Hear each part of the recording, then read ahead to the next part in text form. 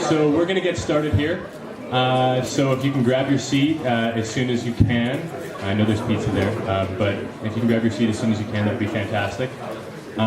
So I just wanted to say hi. I'm Paul, for those of you who don't know me, and I'm the Governance Associate with the King's University Students' Council. And so we're going to be doing a debate between both of the presidential candidates here, just to sort of better familiarize you guys with their platform points and sort of who they are as candidates, so you guys can make a much more informed decision come the voting days on February 5th and February 6th next week.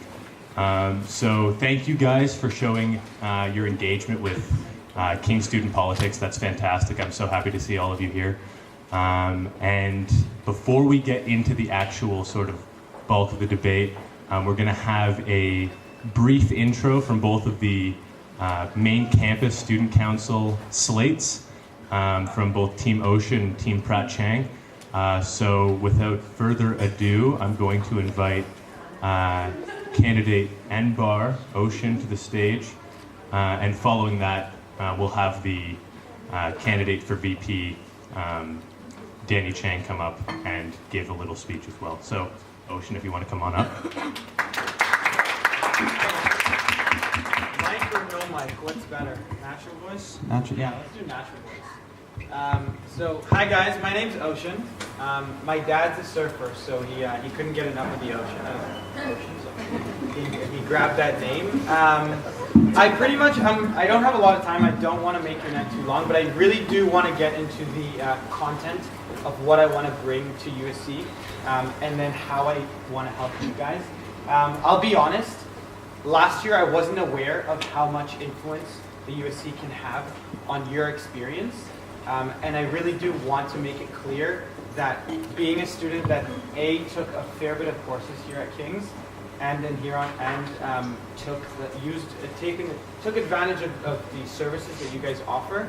I really do want to make sure that we don't touch the affiliate agreement, so that you guys are satisfied next year with the amount of money that you pay. But I do want to make it clear that I want to make sure that because you are paying the USC, you are promoted the services that you can use. That goes by no means to say that you need to be aware of what you're paying for, and I want to make sure of that. Some things that have been made aware of throughout the election, in terms of where I can step in and kind of advocate on your behalf, is I noticed that there's no lighting going back to main campus on the street, Epworth. I think I've heard from a lot of students at King's that don't live directly on campus that that's a huge issue, and I do want to make sure that we're advocating to ensure that safety of getting to King's and off of campus is a priority. A big aspect of my platform in terms of King's and affiliates is the shuttle. I don't know how many of you guys take it often to main campus, but if you've noticed that there's lack of infrastructure, and that's not fair, especially when it's raining, windy, or snowing, and that's something that's so easy to implement and just increase the amount of infrastructure we have. And just making sure that whether it's the gym or access to the main You have 5 campus seconds. gym, you have legitimate access. And feel free to send us as many messages as you can on Facebook. Thank you, candidate Enbar. I'm sorry to cut you off, but you're coming to the end of your time. Thank you.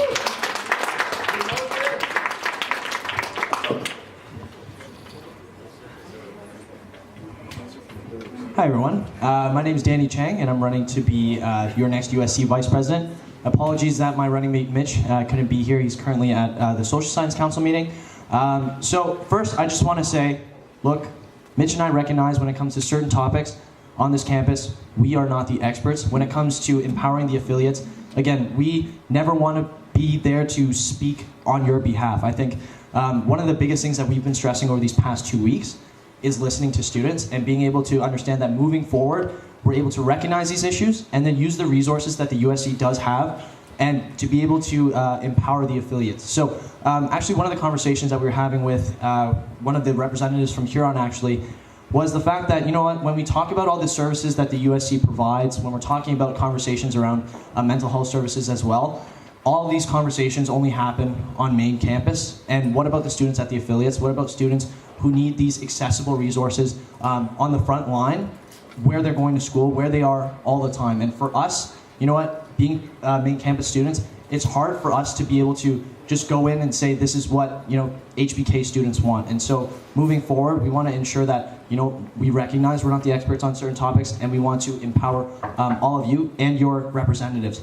And so if you have any questions, feel free to reach out to me. Go to prattcheng.com. And again, moving forward, we want to really ensure that your voice is heard through your representatives, through the experts who have been here for the past 3 and 4 years.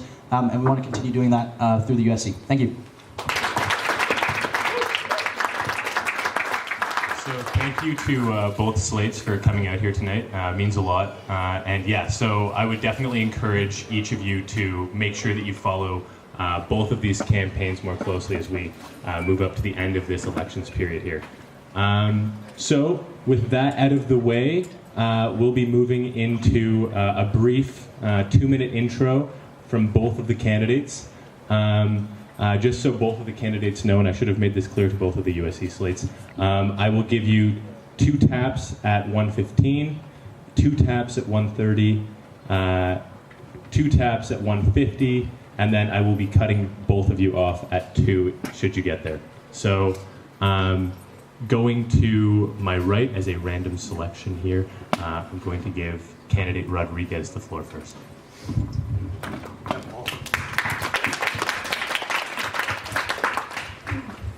Thank you so much for being here. It's so exciting to see students engaged in student democracy and be present and care. I want to talk about why I'm running for you. I'm running to be president of the KUCSC for this community, for Kings, for the community that we have built together, as reps, as softs, as associates, as just engaged students. My platform has really been created by all of you, and I'm running for all of you. I'm running because I believe in Kings, because I believe in creating a unique experience, and because I believe in a campus that is engaged and passionate and connected. A lot of conversations have been started on this campus, and the foundations for change have been laid. And if elected, I intend to continue these conversations with you and with this community so we can elevate and enrich our experience.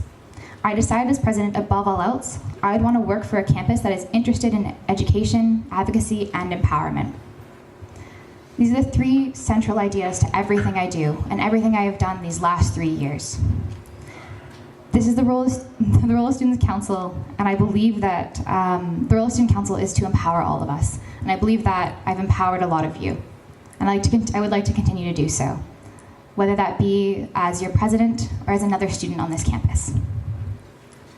I think many of you know that I've been an engaged member of this community since day one, as first year off-campus rep, and then USC rep, advocating for Kings on a larger stage, and then advocating for Kings as the past Vice President Student Affairs. I believe in all of you, and that's why I've chosen to support you, to engage with you, and to be here. Tonight we'll discuss our platforms, our intentions, and our ideas to better this campus. I want to thank you for being here, for educating yourselves, and for engaging with Students' Council, for showing your interest. And I can easily say I feel empowered to do my best to represent your interests, and I look forward to engaging with you and to engaging in an insightful conversation. Thank you. Thank you, candidate. And so we'll be moving now to candidate Fiaz. So the floor is now yours for the next 2 minutes. Hi everyone. For those of you who don't know me, my name is Hadia Fiaz, and I'm in my 3rd year of political science here at King's. I'm going to tell you a little bit about myself and why I'm running for this position. Way back in first year, during orientation week, I remember sitting on UC Hill with my friends, and I saw Sophie Halpern walk across the stage and introduce herself as the president of the USC. Now, being a first year and being a girl, this was very inspiring for me. Seeing a woman in leadership, that's someone I could look up to. And at that point, I made a commitment to make a difference on this campus. Immigrating from Pakistan when I was 4 years old was a tough thing for my family to do. It taught me the value of hard work and struggle. This is why, in my platform, I'm committed to accessibility to education. I can't even begin to explain the barriers and the struggles that my parents faced to provide me and my brothers with access to post-secondary education. I'm committed to creating a campus that's open to all students and it's inclusive and respects our diversity. I want to be an inspiration for students who think that they can't make a change on this campus. No matter what you want to do, don't feel like you can't. I want to be an inspiration for students so that they know that no matter what barrier they face, whether it be race, gender, religion, sexual orientation, that you can make a difference on this campus. Earlier on in this election cycle, the Gazette posted an article saying, "Where are the women at?" I'm proud to be running alongside a strong female candidate, and I'm proud to say that the women are here at King's and we're ready to make a difference on this campus. Thank you. Thank you, candidate. With the close of that, we'll be moving on to the question period. So the question period is going to last hopefully between half an hour and 40 minutes. And during this period, I will be asking questions of both of the candidates. The candidates will each, on questions which are addressed to both candidates, the candidates will have an opportunity, a 1-minute opportunity to respond each. And for questions that are sort of sent directly in the way of one candidate, they will have 1.5 minutes or 1.5 minutes to make their point, and the other candidate will have a 1.5-minute rebuttal. So without further ado, moving on to the first question. So, in your eyes, what is the purpose of the KUCSC? And in rotating order, candidate Fiaz, you have the floor for a minute.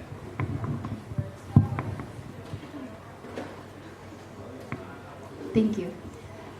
The role of KUCSC for me is to stand for the voice of students.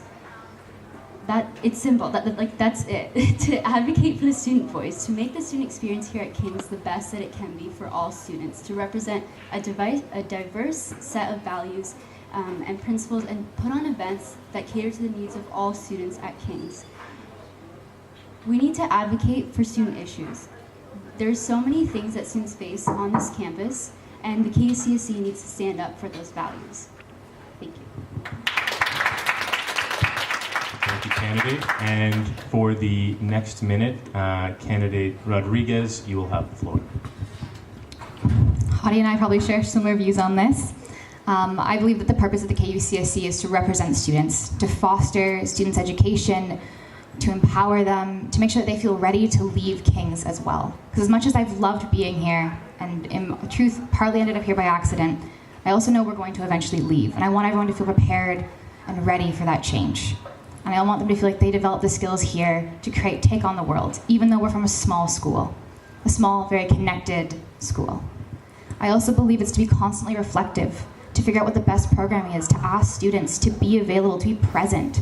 I think the best thing a president can do is be around, to ask questions, to make sure that they are a visible, recognizable, accountable face. I think it's also to create an open, accessible, and diverse campus for all. Thank you. Thank you, candidate. Second question. In the first 60 days of your term in office, what do you plan to accomplish? I'm going to give the floor to you, candidate Rodrigues. You have a minute. That's easy. I would say first and foremost, continue my work on the mental health scholarships, continue my work on diversifying mental health across campus because it has been such a large topic this year. I would say also, that was kind of gross. I would say also fostering and starting to create this undergraduate research program. I think it needs a lot of work, but I also think that it will be relatively easy to implement once we get started. Other things would be trying to reach out to the incoming faculty reps to see what their plans are for the upcoming year, as well as the head soft team and other groups on campus so that we can create a year-long strategic programming plan, because honestly, we're having so much across campus all the time, and we need to work together to create better programming. So, easy question. Thank you. And the floor now goes to you. You have Hadia, sorry. You have the floor for a minute. Okay, thank you. I would first and foremost continue my work on open educational resources, getting free textbooks here on our campus. This is something that's really up and coming in Ontario right now. Our peers are working on it at main campus, in the provincial government, and we need to continue this work with our administration and our faculty here at King's. Second, I would continue having open conversations on mental health and wellness on our campus. As well, I think it's very important that the KUCSC have a presence after O Week. We learn a lot of things during O Week, but we don't remember them. After O Week, I would like KUCSC to have a strong presence so our first years are aware of who we are and what we do. Thank you. So moving forward, just want to let sort of both of the candidates know, it'll be 2 taps at 30, 2 taps at 45, and then cold cut at a minute. So moving on to the third question, and this will be addressed first to you, candidate Fiaz. In preparation for your campaign, what King's administration members did you speak to? What is the most important thing you've learned from this administration member? Thank you. So in preparation for my campaign, I spoke to Joe Henry, the Dean of Students. He's the go-to guy for administration for the students. We talked a lot about how to get the KUCSC to be more visible on campus. We talked about barriers for mental health. We talked about students with disabilities, and we talked about how to foster good relationships between the administration, King's, USC, and faculty. Thank you. Thank you. So candidate Rodrigues, you'll have a minute. Thank you. I'll start once you're all good to go. Cool, thank you.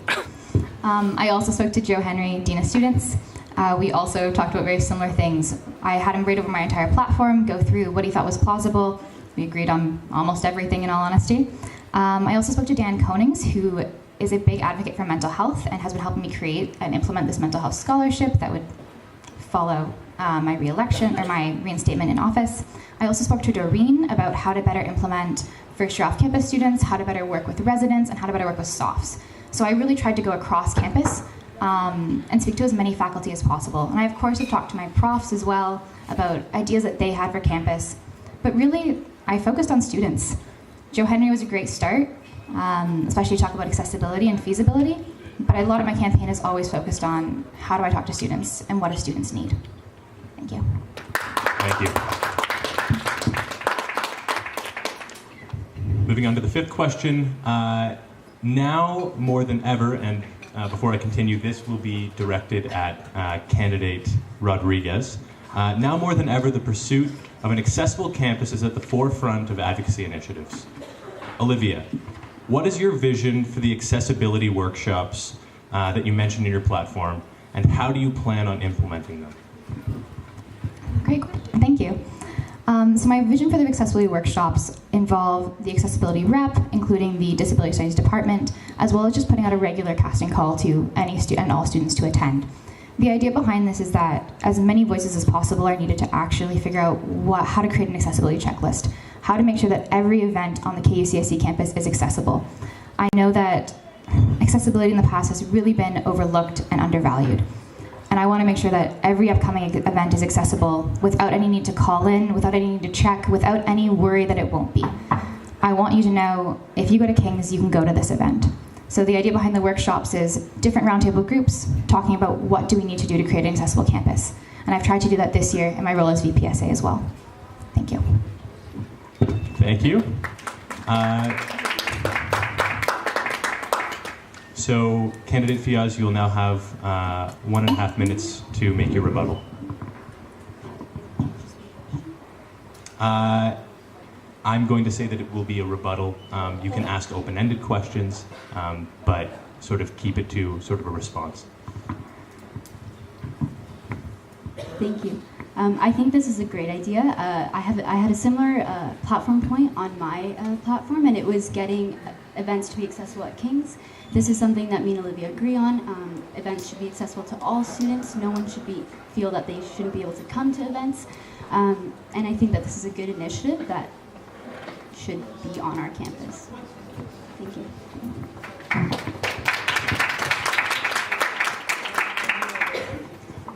So the next question is going to Hadia. Hadia, in your platform, you outline your involvement with the Ontario Undergraduate Students Alliance. an organization which represents the interests of over 150,000 undergraduate students across the province. How will your work with USA translate to the initiatives that you plan to pursue if you're elected?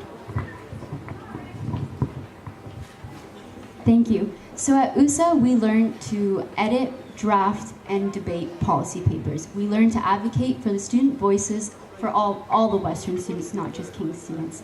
I've learned valuable skills on how to empower, educate, and make tangible policy changes through policy. So my experience at USA is very unique. I got to attend 2 General Assemblies where we got to go through a plethora of policy papers. Specifically at the last General Assembly, we talked about open educational resources, which is one of my platform points, and I plan to use the recommendations that we drafted in that policy paper to help implement OERs here at King's. Thank you.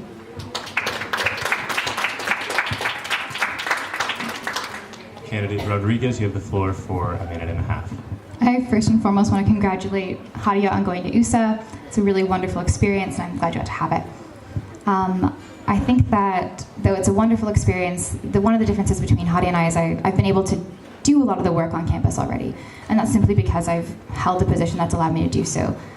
Being VP of Student Affairs, you already do a lot of advocating, you do a lot of policy writing, you do a lot of investing in the community, you do a lot of creation of programming.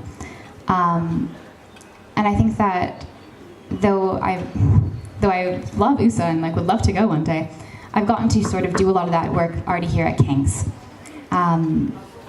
Yeah, so congratulations. But I would say I'm doing very similar work and very similar outcomes here at King's, and doing it sort of in the forefront and with administration, and knowing who to talk to and what to talk about and who to ask. So thank you. Thank you. So the next question will be to the both of you. And we'll be starting with candidate Rodrigues. Next year, the KUCSC president will be tasked with creating a new strategic plan. So for those of you who aren't really familiar with the strategic plan, it's a document which outlines the goals which council is going to strive towards over the next 3 years. What would you include in that strategic plan, or what would be some good ideas to include within that plan? Oh, I can't believe I would potentially be working on another strategic plan. As the first year off campus rep, I worked pretty heavily with Craig Manilli, the past president, or 3 years past president, to implement the strategic plan. Currently we have, it's enriching and ethical, diplomatic and student-driven, engaging and supportive, accessible and democratic and independent. I think all of those are fantastic headers, and all those are fantastic ideals to strive for within the KUCSC. I would say, honestly, I'd keep a lot of it similar. However, I would look to implement what does that actually mean and what does it look like. Right now, it's rather broad, and there's not a lot of steps to how to actually engage in creating the larger, broader focuses of the strategic plan. So though I would keep a lot of the sentiment, I would definitely focus on how to actually implement all of these steps. So thank you. You now have the floor, candidate Fiaz. Thank you. As I was taking a look at the strategic plan, I looked at some of the goals that they had outlined for 2017, 2018 till 2019. And some of these included a branding campaign, increasing charity initiatives, strategic planning review process, and consulting with students. This is something that I would be committed to continuing if elected as president. I want, much like Olivia said, I want there to be tangible change that we can implement from the strategic plan. It's good to have a good overarching vision, but we also need to have specific policy changes that we can implement here on our campus, and I'd be committed to doing just that. Thank you. Thank you. Again, the next question will be to both of you, so we'll be starting with candidate Fiaz. One of the goals outlined in the current strategic plan for the 2018-2019 school year is reviewing council's engagement with first-year students. What do you think is the current state of first-year engagement, and how do you plan to increase that engagement? Thank you. So honestly, while I was doing consultations with first-year students in their residences, what I heard from them was that they're not very engaged with the KUCSC. And the problem is that they don't see events that cater to their needs. There's OC events, res events, international students events, but there aren't events that cater to entire King's population. This was a concern that they brought to me, and I think in order to increase first-year engagement, we need to put on events that cater to the broader Kings community to bring us all together. Further, one of my platform points is to start a first-year caucus. I think that we need to start empowering first-year students to get involved in student governance, and this would be a great way to do so. Thank you. You have the floor. I would agree with my colleague Fiaz that first year engagement can be very, very low. And I think a lot of that starts actually before O Week. So one of the things I'd like to implement if elected president this upcoming year would be a top 10 things to know about Kings, top 10 things to know about O Week care package, so that when they come into Kings, they know, first and foremost, what am I about to do, who am I about to see, what is the KUCSC, when they're really excited about getting their offer to university, so they are able to prepare mentally for the new journey that they're about to have. I also would like to pair up with the soft team more to figure out how to better integrate the KUCSC into their programming and figure out how to be present without obviously stepping on the soft team's toes. Hadia and I both actually have OC caucus platforms, which is quite funny. But I also agree, I think first year OC caucuses would be really important. And there's something I wanted to start in my diversity caucuses this upcoming year. However, training got put off for a little bit. So I agree, getting them introduced into the KUCSC, but starting before O Week, starting with information and knowledge so that when you walk in, you're not afraid of what's about to happen. Thank you. Thank you, candidate.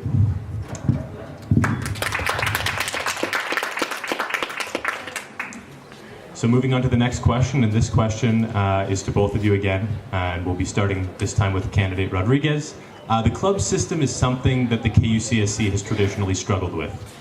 What are some of the issues that you know about, and how do you plan on addressing the various issues within the club system at Kings? First and foremost, consolidating the club system under one portfolio. Currently, as the Vice President of Student Affairs, or when I was Vice President of Student Affairs, I would review constitutions and review their ideas, and then that would be passed off and tasked to Kristen, who would then implement the events. I think moving it all over to one portfolio would be important, as well as really, really expanding clubs training. Making sure that's understood, what can you do, what can you not do, how to deal with issues of conflict, who to speak to. I think that we've had a hard time training clubs in the past, and making sure that we have a really effective training plan, as well as consolidating all of the clubs under one portfolio. And I would also say reaching out to the clubs and having these, I talk about my platform, intergroup roundtables, to create year-long programming plans. I think having these intergroup roundtables to talk about what are your plans for the year, what would you like to see implemented, would allow KUCSC events as well as club events to more smoothly fall into one another. So a good example of that would have been, it's not a club, but would have been the soft teams 5 Girls 1 Guy leading up to the Healthy Relationships Week, and having similar events like that throughout the year, and having similar group collaboration. Thank you.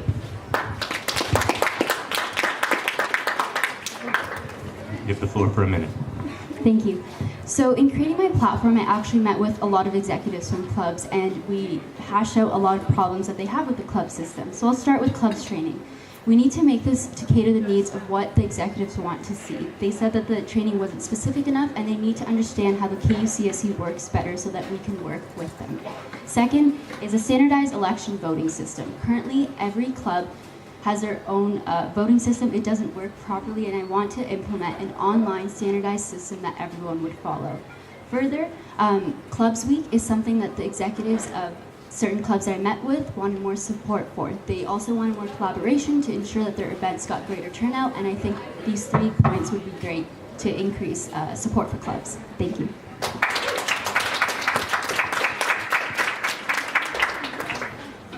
Okay, so the next question will be addressed to both of you again. So candidate Fiaz, you'll be taking the first shot at the question. King's Food Services are currently provided by Aramark, a company which we all know and love here at King's. And a company which the board of directors has signed a 10-year contract with. What issues from students have you heard arise during your campaign, and how do the both of you plan to address it? Candidate Fiaz, you have the floor. Thank you. So, not all of us love Aramark. A lot of issues that I've heard from students is that Aramark doesn't cater to the needs of the diverse student population, that we don't offer a good variety of food options, halal, vegan, what have you. And as well, CAF hours. This was something that first years brought up a lot. The CAF closes early, but they get hungry late night. So something that was in my that came out of consultations was having a late night snack bar that would cater to the needs of first year students on residence. Candidate Rodrigues, you have the floor. I never want to talk about Airmark again, in all honesty. We've had several external student affairs meetings on Airmark, what to do about Airmark, and what our plans for talking to Airmark are. I also have sat this last year on the Food Policy Committee, so we've had so many conversations about Airmark, about the problems that they have.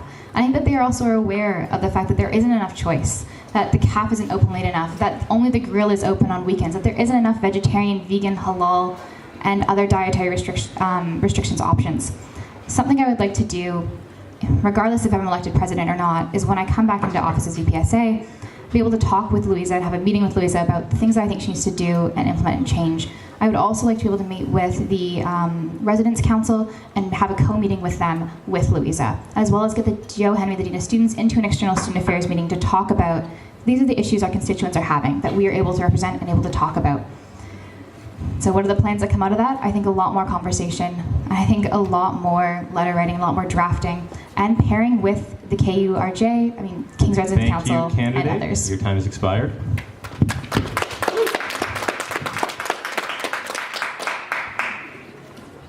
Moving on to the next question, and again, moving in order. Candidate Rodrigues, you'll be taking the question first. How do you plan on making King's a more welcoming space for LGBTQ students? That's a really wonderful question. I think first and foremost, this last year I've tried to have more LGBTQ inclusivity. First and foremost, working with Chris Wesley to get pride sidewalks on campus so that there's a symbol of appreciation, a symbol that you belong here. Counter-symbolism is a really powerful thing. I would say also creating an LGBTQ diversity caucus, which I was in the process of implementing this year, to talk about what are the things that you as a group of students need. Because frankly, I don't know everything. I have no way of knowing everything. I would also like to see gender-neutral bathrooms. It's something that I've talked a lot about with Joe Henry this year, and something I'm going to continue the conversation on regardless of my election. I think as well, really trying to ask LGBTQ students, what are the structural changes you need? And asking these LGBTQ caucuses, are you accessing mental health services? Do you find that they're respectful of the fact that you are LGBTQ? Do you find that you are getting a diverse representation as LGBTQ folk? Because we do often think as LGBTQ as being very white. So trying to make sure that we expand our understanding of what does it mean to be an LGBTQ folk, and making sure that we're inclusive of all races and all people in that discussion. Your time has expired. Candidate Fiaz, you have the floor. First and foremost, I think that we need to continue the conversation with LGBTQ plus students to ask them what they want from us. I can't stand up here and pretend that I know their struggles. I don't. But I'm committed to having conversations with students to ask them what they want from me as their president. Further, one thing that was on my platform was inclusive bathroom signage. This is something that we passed through the USC this year, and it's basically a sign that says anyone who's using this bathroom knows that they can be here, respect their rights, and go to the bathroom that you choose to go to. And I think this is a great initiative just to promote inclusivity on our campus. As well, I think that we should offer more diverse programming that appeals to the needs of all students, specifically as well as LGBTQ plus students. Thank you.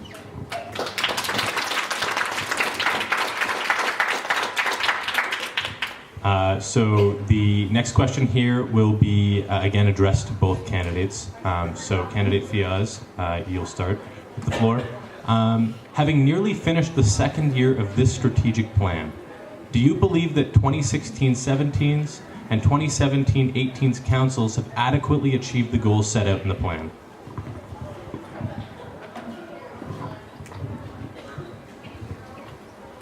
Thank you. So I think that they've done a great job of starting work on the strategic plan, but two things that I did notice when I was looking through it was branding campaign and increasing charity initiatives. These are two things that I think that still need a lot of work to be done here at the KUCSC, and they're part of my platform to ensure that I do implement these if elected.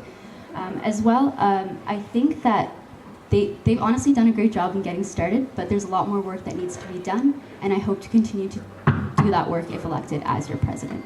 Thank you.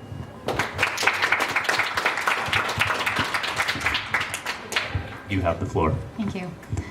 I think I totally agree with my colleague Fiaz on the idea that we do need a better branding campaign. However, I think that that falls largely under the role of the CCO, and I want to make sure that they are able to do their job if and when they are elected. In part because I think that they understand marketing better than the president does. I would obviously want to work with them and work with the other executives to create this branding campaign, but I also believe that executives have the roles that they set out to fulfill, and then that one in particular really falls under the CCO. The charity initiatives I thought was very interesting, but I don't know if I agree with. I've talked a lot with our charity commissioners this year, and they really feel that there's a lack of effectiveness on this campus in raising money for charity. And they've worked incredibly hard, but they have had kind of a tough time integrating and a tough time raising money. So I would like to continue to work with them to figure out what they think will work best, but I don't know if I want to expand charity anymore, in part because it has been quite difficult on this campus, and it's something that they have told me directly. So, though I agree, we've made a great progress on the 2017-2018 goals. There's still a lot of work to do. Thank you, candidate. Your time has expired. Okay, and the final question here for the moderated portion of this debate. This will be addressed to both candidates and operating in rotating order. Candidate Rodrigues, you'll have the question first. Western Lifeline has been active across both Western and affiliate campuses and has sparked heated debate about the importance of free speech. If elected president of a Catholic university college, will you advocate for those that believe that some speech crosses the line, or will you advocate for those that support free speech? That is a very tough question, thank you. In all honesty, I do believe that some free speech crosses the line. Hate speech is a fantastic example of that. And that isn't because I believe in censoring all student voices, but I do believe in censoring student voices if those voices actively reject the existence of someone else, or actively reject the rights of someone else. I, of course, support most free speech. I was active in allowing different campaigns to come to campuses, and I've been active in trying to make sure that lots of people feel advocated for and represented. But I do believe that there's a limit and a line to that, and I don't want that limit or line to come at the expense of other students, or the expense of students' safety, or the expense of their feelings of welcomingness on this campus. So I guess the answer is, I have to side with limiting some free speech in order to make sure I protect other students, because they equally deserve to be here and deserve to feel safe and respected. Thank you. Candidate Fiaz, you have the floor. Thank you. So this is a very difficult question to answer, but I think that I would agree with Olivia that hate speech has no place on our campus. But I don't think that I can go and say that I would limit any free speech. I think that we're at university to learn to critically analyze the situations around us, and this is a great place for us to learn on how to deal with contentious issues that might affect us in the real world. So I don't want to limit free speech, but as president, any time that you're dealing with any contentious issue, it's important that you support your students. You let them know of the resources that are available on campus so that they feel safe, and no one feels like they're not safe on this campus. So I think that's what I would do. I wouldn't limit free speech, but I would ensure that the students on this campus feel safe by providing them with the adequate resources to cope with anything that they might face. Thank you.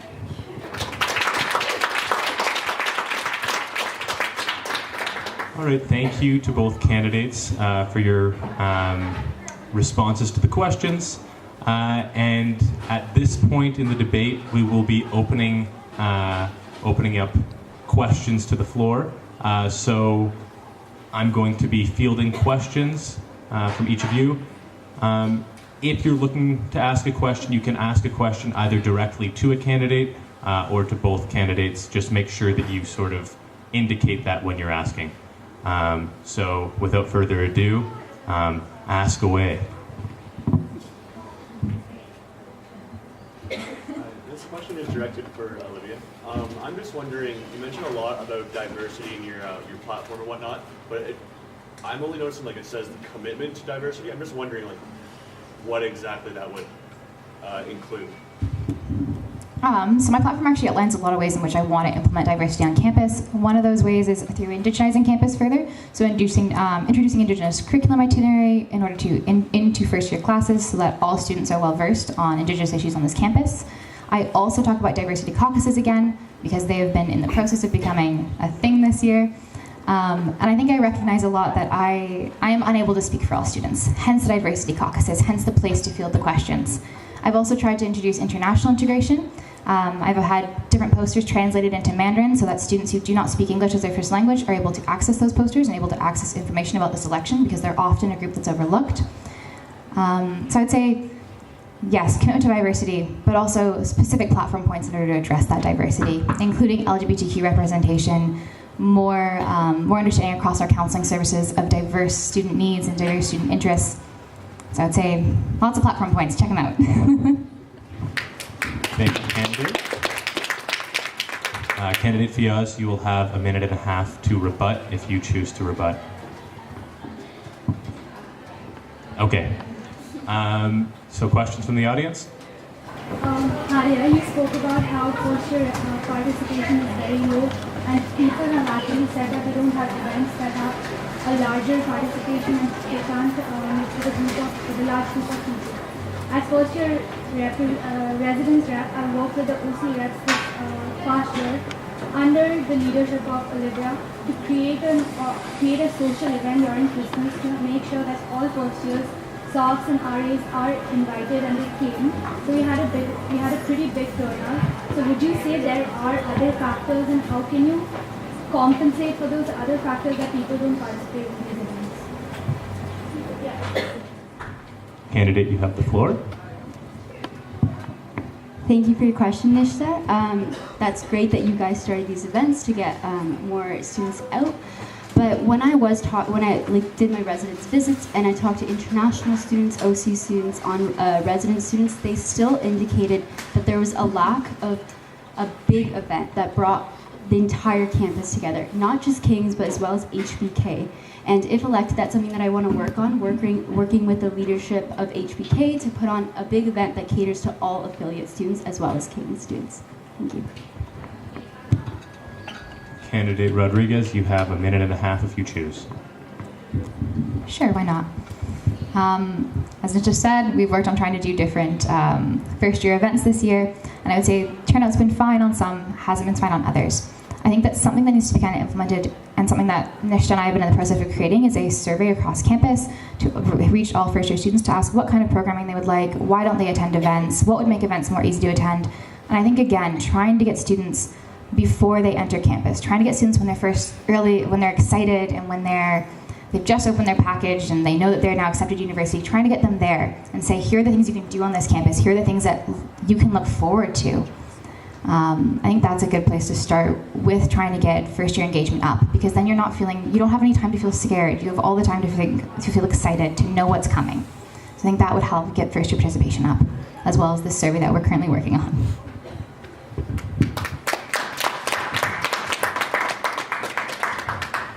Yep. So my question is for you, Olivia, about your mental health scholarships. So as a student who myself personally have lived through anxiety and depression, the idea of telling my story and how I coped with that to receive an award kind of seems a little problematic to me, because you are not only, some people are going to be told that they didn't have it as worse off as somebody else. Just wondering how you think that conversation will go if someone does not receive that mental health scholarship, and how I'm even kind of nervous talking about it now because I have a hard time talking about it in general. So what do you think would be the conversation?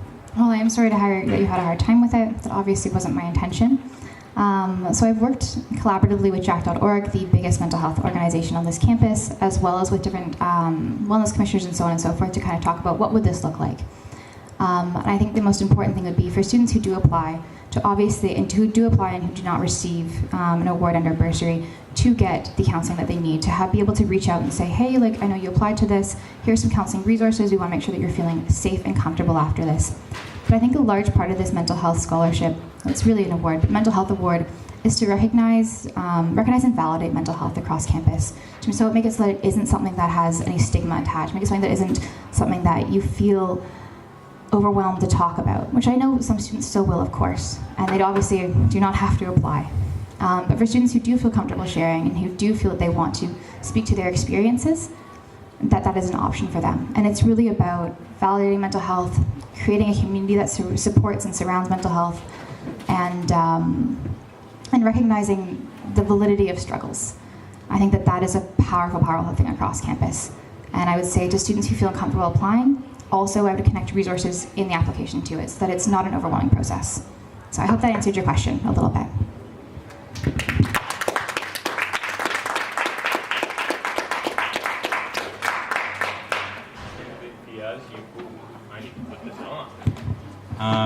Candidate Fiaz, you have a minute and a half to rebut if you wish. Thank you. So mental health scholarship was also something that I talked to students about during the campaign period because it was on your platform, Olivia. And I did receive a lot of negative feedback, and I also don't agree with this point. I don't think that it's fair to ask students to share their stories, even if it's stories of success, and then having only certain students be chosen and having only their stories be validated. Students have brought concerns forward that I don't even know how to put it into words. How would you feel if you applied and then you realized that you didn't get this scholarship? Yes, you could be directed towards resources, but it would only be escalating the situation, and I don't think this is a good initiative for our campus. I think that we should continue to do research and talk to students about why they have mental health, what their mental health struggles are, and how we can help to address those on our campus. Thank you.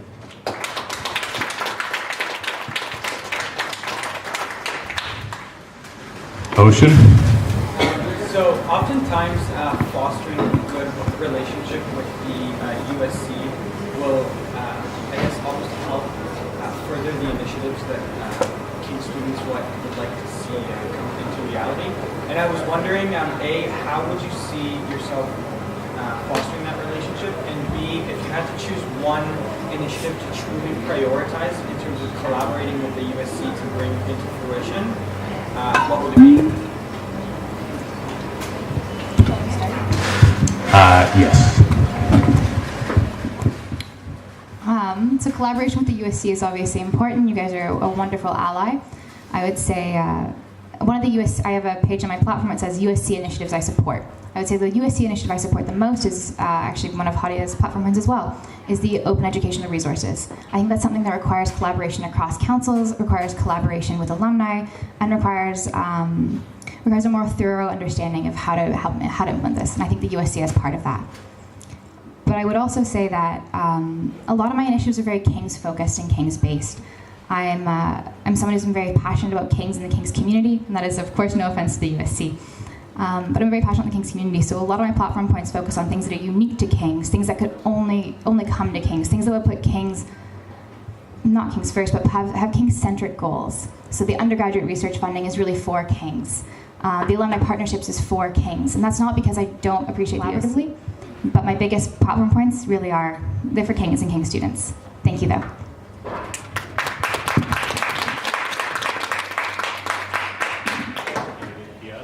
You'll have the floor for a minute and a half if you so choose. Thank you for this question, Ocean. So the USC is a huge part of my experience. I've been a part of it for 2 years, and it's something that has brought me numerous opportunities. I would continue to foster this relationship through obviously attending USC meetings, attending events that we put on in collaboration, and the platform point that I'm most passionate about with working with the USC would be open educational resources. I think that it's imperative that we work together to lobby to the provincial government, to our administration, to our faculty to get this to be a reality on our campus. Western prides itself on having the best student experience. King's prides itself on having the best of both worlds. We can't have the best of both worlds without a collaboration with Western. So by continuing this relationship with the USC, HBK, alumni, faculty at King's, I would like to offer King students the best of both worlds. Thank you.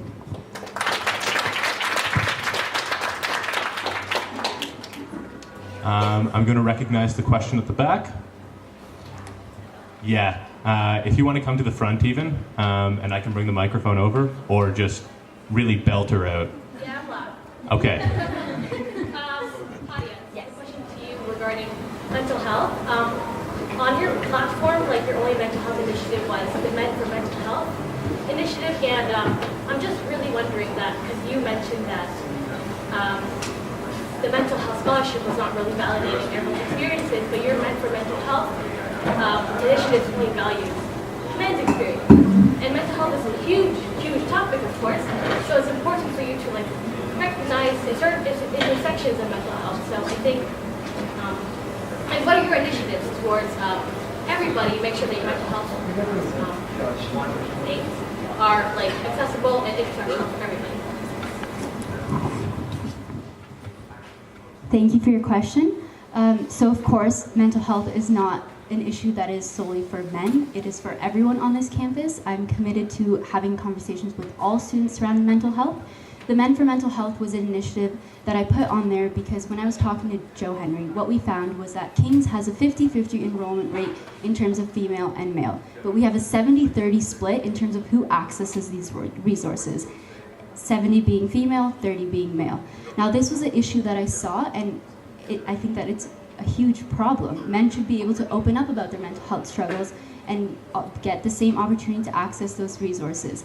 This was an issue that I saw, and I thought that I should put it on my platform. By no means does that mean that I'm only committed to promoting positive mental health for men. It should be for all students as well. I did have the exam wellness station, which is for every student, of course. We all go through busy seasons during exam time, midterm season, and that would be something that would cater to all students. Thank you.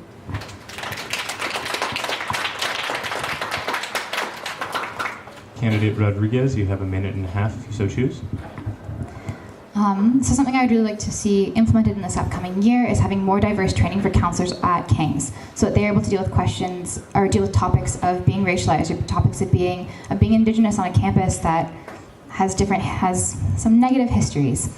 As being international and accessing resources, I think that the gender perspective is obviously a really important perspective and something I would like to see counselors well versed on, but so is class, race, religion, and how that plays into being a student and then plays into how you access mental health services.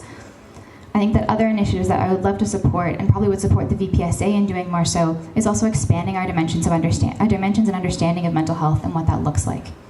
So I'd say that's kind of my big point, is making sure that our services are diversified and making sure our training is diversified. Thank you. I'm going to recognize, I think you had your hand up last question. Yeah. So I understand that Hadia has a platform where she believes that the budget has been underused.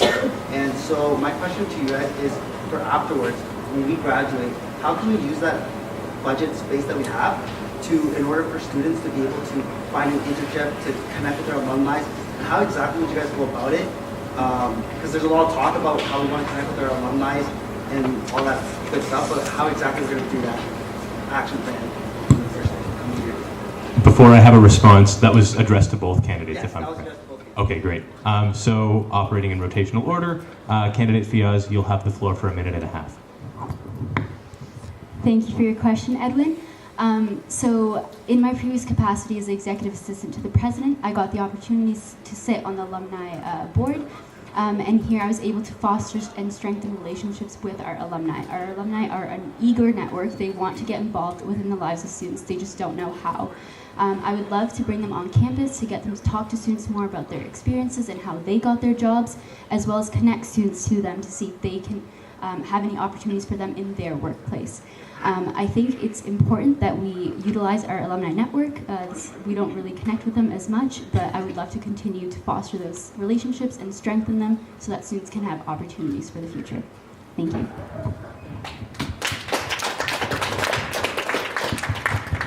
Candidate Rodrigues, you have the floor. So I'd first and foremost like to thank you for your question. Things that I would like to see happen in the upcoming year are partnerships more directly with the KUCSC and the KUCSC alumni, as well as general campus alumni. Currently, a lot of our partnerships take place through the Alumni Association, which I think is a wonderful place to start partnerships. But I think that the KUCSC, through reaching out, through offering alumni ways to give that isn't just financial, would be really beneficial to students. Currently, on the alumni website, you can really only give financial assets. I'd like to see that given in the form of experiential assets as well, whether that be internships, co-ops, placements, etc. I would also like to see more courses at King's, and that focus on creating integration into the community. So currently, Poli-Sci SJP do a pretty good job of this. The community, there's a course called Community Learning and then a course called Women in Politics, and seeing more creation of programs like that and courses like that in all of our disciplines and all of our interdisciplinary subjects. So that would mean being able to take a class outside of King's and be able to foster these relationships one-on-one and personally. So I would say first and foremost with the KUCSC, and then working with faculty and admin to create courses based on partnership. Thank you. So I'm going to recognize the question here. So this question is going to be for candidate Olivia. I was wondering, specifically you mentioned you wanted structural and formal representation for LGBTQ students as well as Indigenous student support. And right now at this point I'm wondering what consultation has been done currently to ensure that the solutions are impactful. You have the floor. Thank you.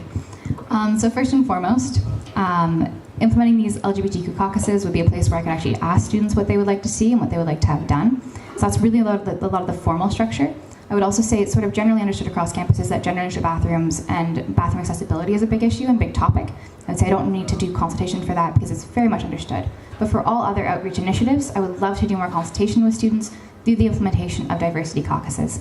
As for Indigenous students, I've created a very close relationship with the Indigenous students rep, and we've talked a lot about what kind of campaigns does she want to see on campus, what kind of cross initiatives would she like to see. We'd also like to create an Indigenous students caucus, which she has agreed to head, where I could field more questions with Indigenous students and ask what kind of structural change do they need, and what kind of policy creation do they need, and what kind of policy input do they need when I'm sitting on committees currently. So I would say a lot of it has to do with asking the question and not assuming that I know the answer, through collaboration with students. Thank you.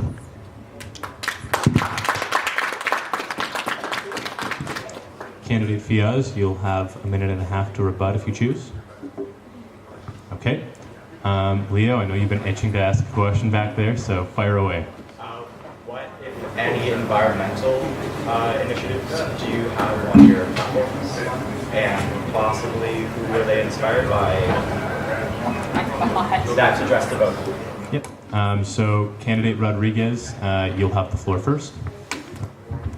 You have only asked us to hear me say that some of them were inspired by you. As I said earlier, the entirety of my platform is inspired by different conversations with different students throughout my last 3 years of being involved on campus. So a lot of the environmental platforms are inspired by Leo, thank you. But some of my platform points include furthering the composting initiatives, so that'd be composting in the bathrooms. We currently have the paper towel. I think that'd be very easy to do and very easy to implement across campus, as well as composting in the CAF. I don't know if Fiaz is in the crowd, but he really wants fruit trees on campus, and I have promised to deliver on that. So I'd like to see more fruit trees on campus, and then thus more greenery on campus and a more of a feeling connection to greenery. Other platform points obviously include trying to get waste-free KUCSC programming. Well, ironic right now, but waste-free KUCSC programming in order to ensure that all of our events are waste-free. I think right now we talk a lot about environmental sustainability, but then we simultaneously throw out tons of plastic. This last year, I've also been working with the environmental commissioners to try and ban plastic water bottles and implement steps on how to do that. So it's been a project that we've been working on. I would say my platform involves a lot of environmental initiatives, but I've already started some of them as Vice President of Student Affairs. Thank you.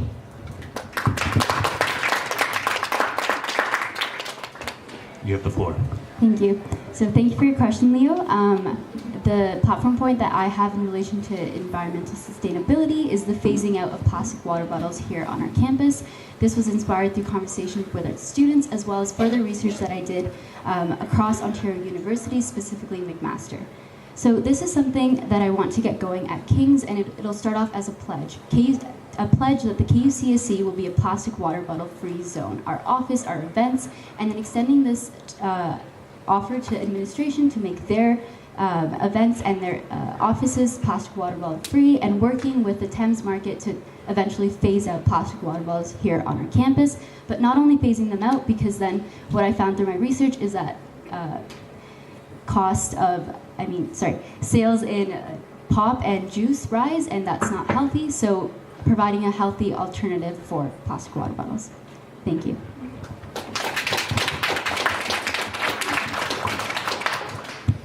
I'm going to recognize the question from Sarah. Okay, I'll try to be super loud. So this is for the both of you. executives on council. How will you ensure that as an executive team that you are cohesive and well-functioning? Okay, so candidate Fiaz, you have the floor. Thank you for your question, Sarah. I think that it's incredibly important that the executive team to each other and talking about what our vision is for the KUCSC. We all will have specific roles in our executive positions, but also our ultimate goal is to have the best student experience for the most students here at King's. So we need to sit down and talk about what our vision is, create an action plan about how we can implement our vision for bettering the student experience here at King's, and working more as a team as opposed to individual silos. Thank you. Candidate Rodrigues, you have the floor. Thank you. So this last year, we've been able to go on a couple executive retreats just over at the international office. So I would obviously continue those. I would probably even further them so we have more days together, more days to just bond as a group, as people, and then thus create better working relationships because we would understand each other and understand where we're coming from. I would also like to do more frequent executive check-in meetings. So I would like to have these meetings be casual and approachable and very relaxed so that we can talk to each other not just in our roles but as people. So I would like to have these be probably bi-weekly. Bi-weekly has been the platform point so far, but it could be even weekly to make sure that we're working on initiatives together, that we're hearing each other, and that we're constantly checking in with one another. I'd also like to foster an open office space. I think this last year we've really tried to keep the KUCSC as an open place where it is friendly and approachable and inviting, and I'd like to continue to foster that space and that feeling. I would also like for all of us to create a pledge on how we want to work together for the next coming year. State how we like to be talked to, how we want to have things go, the goals for the KUCSC, and then put those up on the wall, and whenever we're having issues with each other, looking back on that and saying, no, this is why we're here, this is why we're doing this. So these frequent check-ins to reevaluate what's the purpose of this organization. The purpose of this organization is for students. We need to put aside our differences and work together. So say open, honest conversation with one another.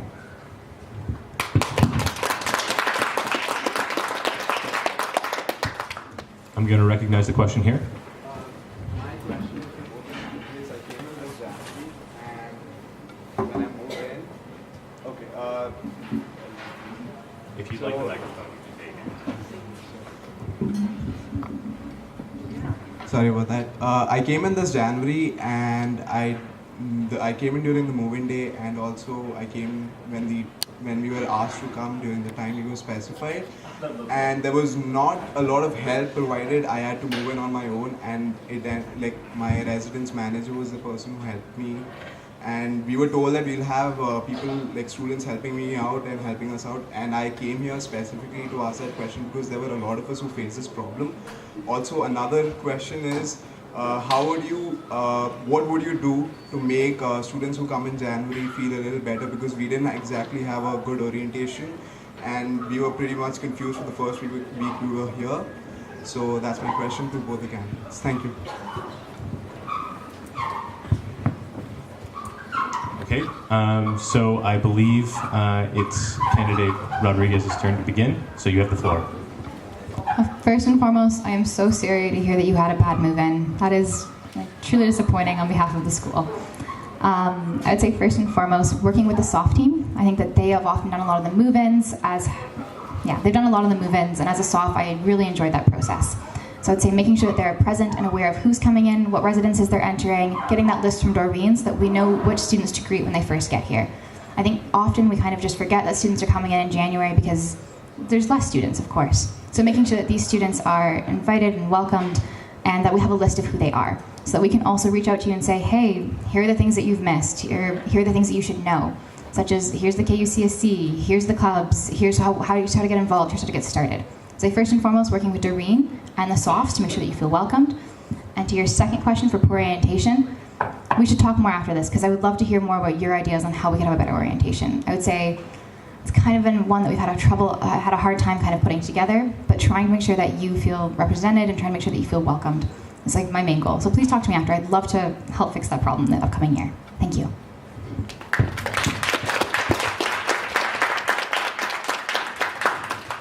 Candidate Fiaz, you have the floor for 1.5 minutes. I'd like to apologize as well for your negative experience. No one should have to go through that.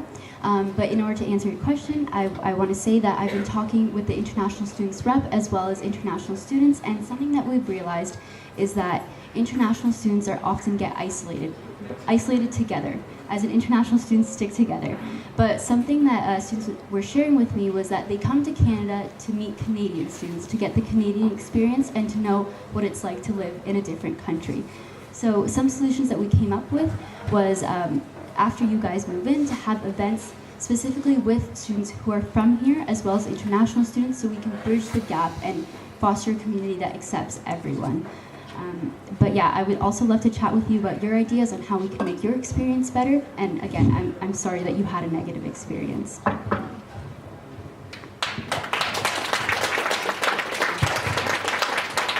going to recognize the question here. My question is directed to Olivia. You said that you wanted to limit students' free speech as a means of mitigating hate speech and stuff. So who's the judge though? Like, are you judging when to stop someone's right to speak kind of thing? Like, I don't understand. Oh goodness, no.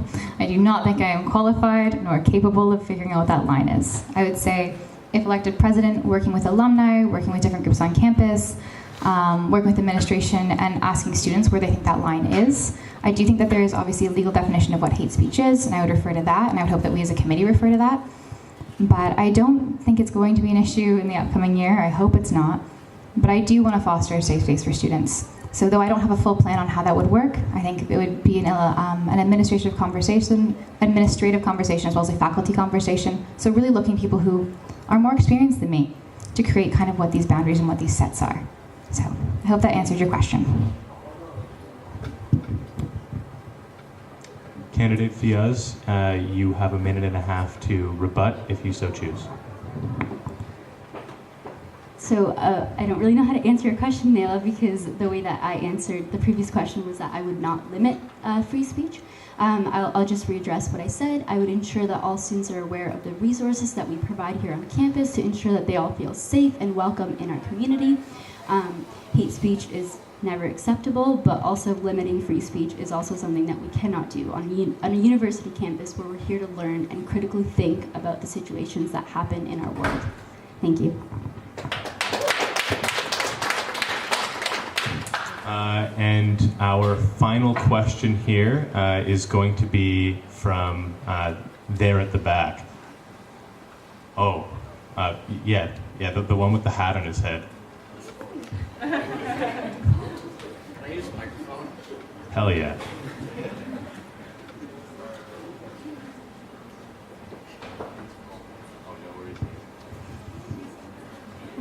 Well,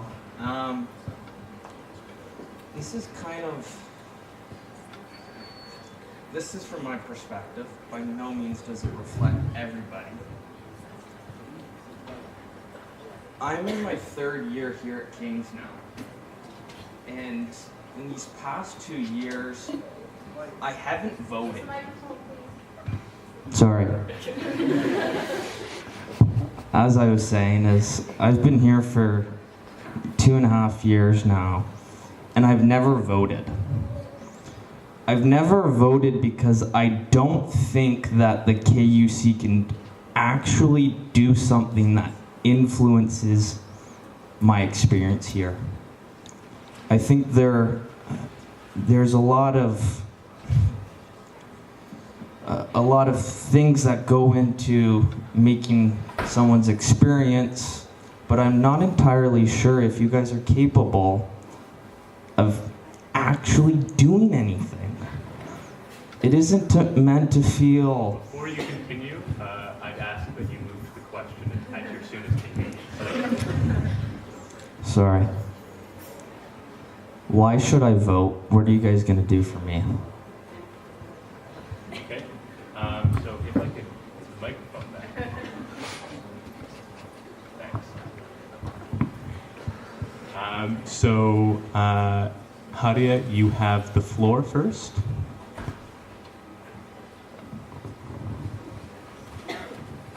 So why I think you should vote for me and why I think that I can actually implement change on our campus is because if you take a look at my platform, it's very simple. They're tangible things that I can complete within my term, or at least set the foundation for. I conducted a lot of research when I was creating my platform. All of my platform points are evidence-based, and these are things that I think that I can do. For example, making education more accessible through free textbooks, as well as a popular concern that students have is street parking outside is 2 hours. I want to lobby to the municipal government for it to be 3 hours, because most of our classes are 3 hours long and most of our exams are 3 hours long, and students have to leave in between to go move their cars, which isn't fair. But yeah, just to answer your question, my platform is very tangible and it's research-based, and I think that I'm the right candidate to complete it and to help make your student experience a little bit better. Thank you.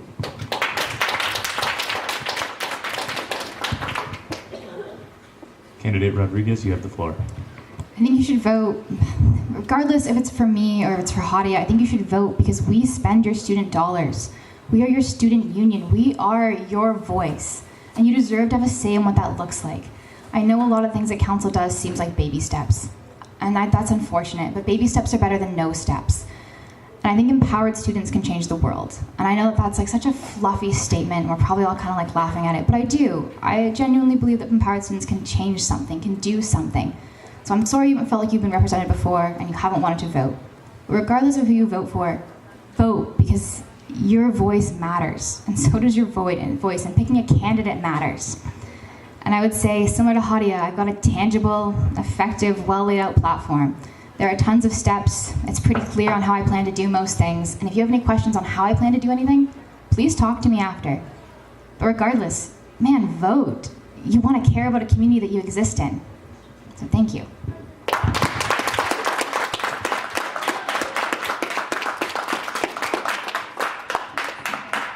And that sums up our questions from the floor. So again, thank you to both candidates. And we will be moving now into the closing remarks from both candidates. Sort of seeing as we went with candidate Rodrigues at the beginning, we're going to give candidate Fiaz the first opportunity to give the closing remarks.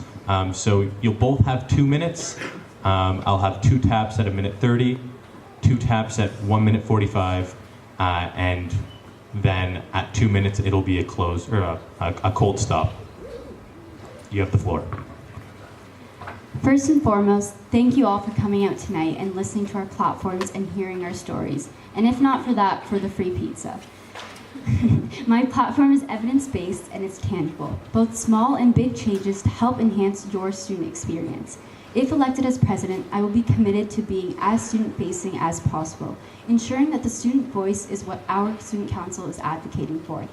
Being a part of student council isn't for everyone, but that's okay. Your student council should work for everyone. Whether that be through free textbooks, 3-hour street parking, or continuing the conversation on mental health and wellness on our campus, I will work alongside all necessary stakeholders to make our vision come true. I'm not standing up here using big buzzwords, promising you things that I can't accomplish.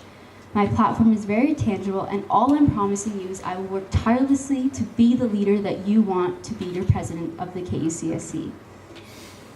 I will work with building connections with HBK, the USC, alumni, administration, faculty, and so on and so forth to ensure that your student experience at King's is the best student experience.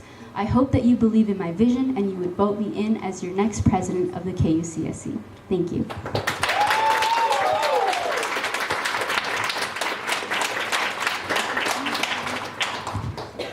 You have the floor.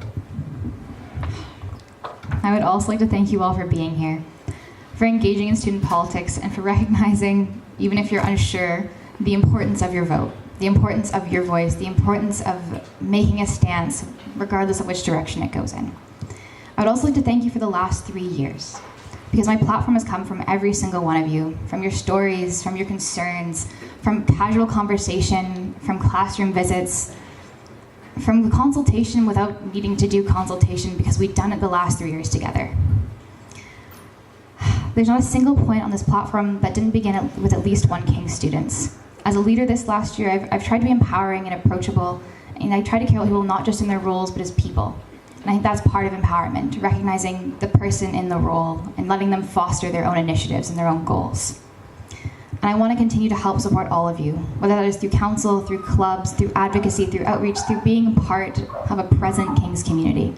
I like to think I'm a recognizable face, and I like to think I've been here for you from the get-go.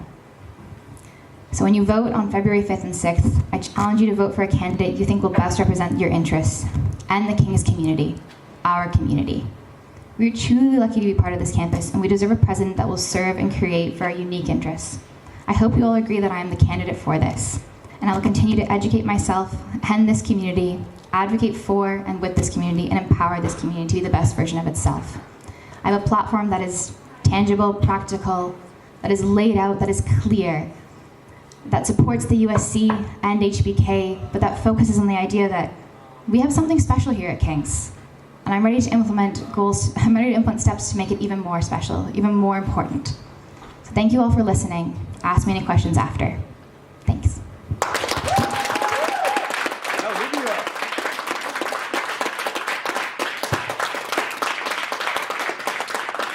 So I'd like to give a big thank you not only to both candidates for the sort of great work that they've done on the campaign trail thus far and for sort of having such a civil discussion here in front of all of us. And I want to thank each of you for coming out to listen. I know it was an hour and a half, but your sort of interest in the KUCSC is super important. And Aiden, I know you're on your phone right now, but I hope that that when it comes election day, that you're voting on your phone and not just texting.